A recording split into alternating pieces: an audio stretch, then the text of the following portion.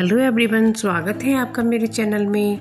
और आज मैं आपके लिए चेहरों पर झाइयाँ और काले धब्बे और चेहरे का कालापन जो आ जाता है, यदि आप भी इससे परेशान हैं तो मेरा वीडियो पूरा देखिएगा और इसकी बिल्कुल भी ना कीजिएगा, तभी समझ में आएगा। और आप मेरे चैनल पर नए हैं तो मेरे चैनल को सब्सक्राइब कीजिएगा। तो मैंने इसमें कुछ ऐसी रेमेडी तैयार की है जो घर की ही चीज़ों से आप अपने चेहरे को गोरा बना पाएंगी और बिना दाग धब्बे के रहित कर पाएंगी। तो मैंने लिए हैं गुलाब के फूल और गुलाब के फूलों को मैंने मिक्सी में डाल लिया है। तो अब इन्हें हम ग्राइंड करेंगे। तो इसमें मैंने थोड़ा सा दूध ऐड किया है।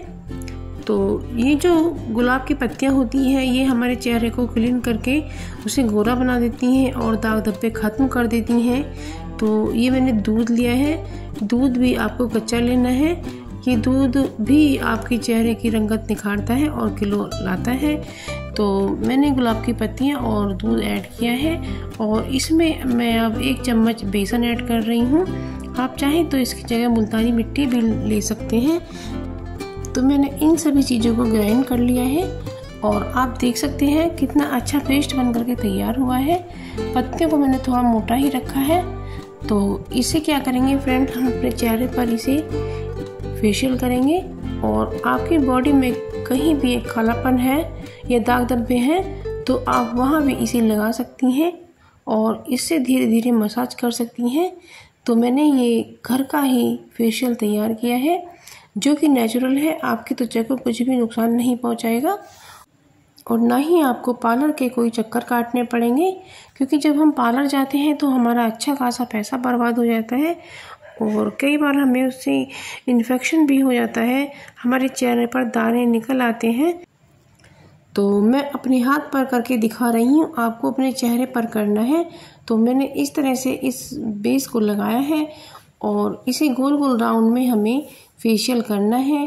तो पहले तो आप 3 उंगलियों से इस तरह गोल गोल घुमाएं, फिर 2 उंगलियों से घुमाएं और फिर 1 उंगली से घुमाएं और ये हमें 10 मिनट तक इसी तरह से राउंड में करना है। तो फ्रेंड्स, आप देखेंगे कि आपके जो चेहरे पर ग्लो आ जाएगा और रंगत निखर आएगी और जो दाग धब्बे हैं, ये झाइयाँ हैं, वो ख़त्म हो जाएंगे। तो ये जो गुलाब की पत्तियाँ होती हैं ये बहुत अच्छे क्लीनर का काम करती हैं और आपकी त्वचा का रंग साफ करती हैं।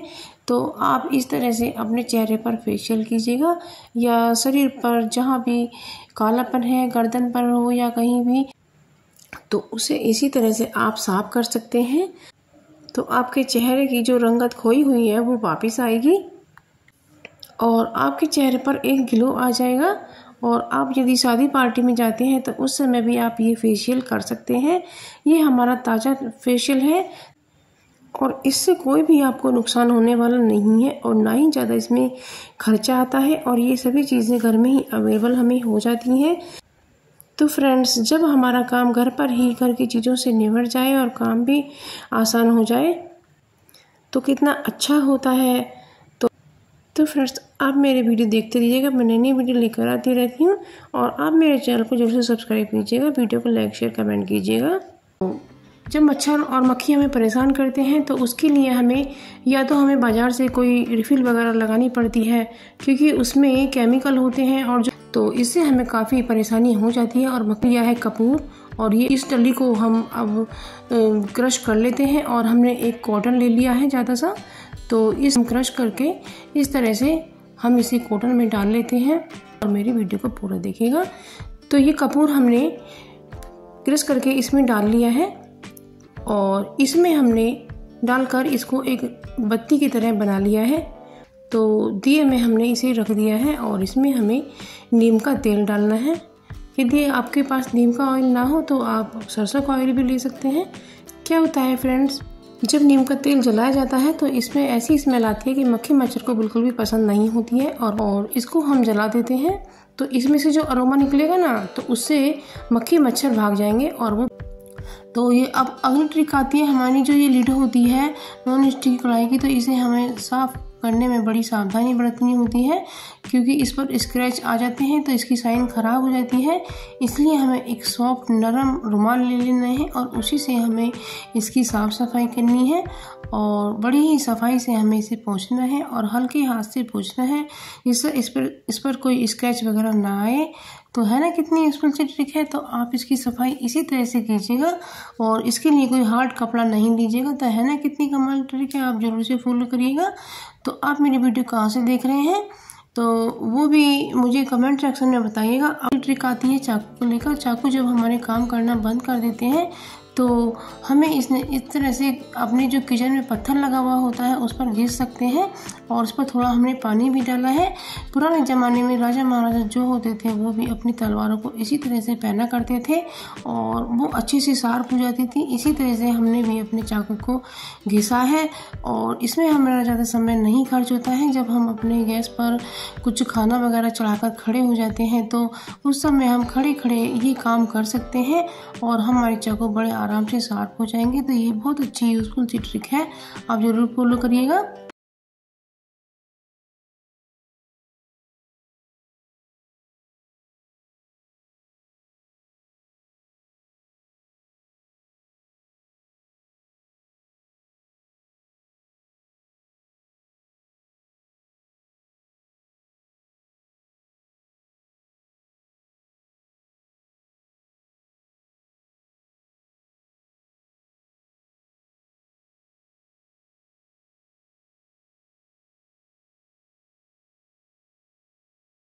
मैंने घड़ा भर लिया है। तो अब इस मटके को हम एक ऐसी ट्रिक बताएंगे जिससे हमारा पानी ज़्यादा ठंडा रहे। तो क्या होता है फ्रेंड्स, घड़े में से थोड़ा थोड़ा पानी रिसता रहता है, तो उसके लिए हमें एक प्लेट में मिट्टी भरकर रख देनी है। यदि आपके पास मिट्टी ना हो तो आप रेत भी रख सकते हैं। तो इससे जो रेत या मिट्टी जो भी होगा वो गीला रहेगा, तो इससे हमारा पानी ज़्यादा ठंडा रहेगा। तो लेकिन हमें ये हफ्ते भर में एक बार इसे बदल देना है और घड़े को हमें धो करके 2 हफ्ते में एक बार हमें धूप भी दिखाना है। तो इससे हमारे घड़े का पानी बहुत अच्छा बना रहेगा और इसमें स्मेल बिल्कुल भी नहीं आएगी। और यदि आपके पास सरैया ना हो तो आप उसके नाप की इस तरह से प्लेट ढक सकते हैं। और यदि आपको और ठंडा पानी चाहिए तो ये जो प्लेट होती है ना, तो इसे इस तरह से पॉलीथीन में बंद करके रख दें, तो इससे गर्मी बिल्कुल भी नहीं जाएगी और पानी आपका बिल्कुल फ्रिज से ठंडा हो जाएगा। तो फ्रेंड्स, घड़े का जो पानी होता है वो साफ भी होता रहता है। क्या होता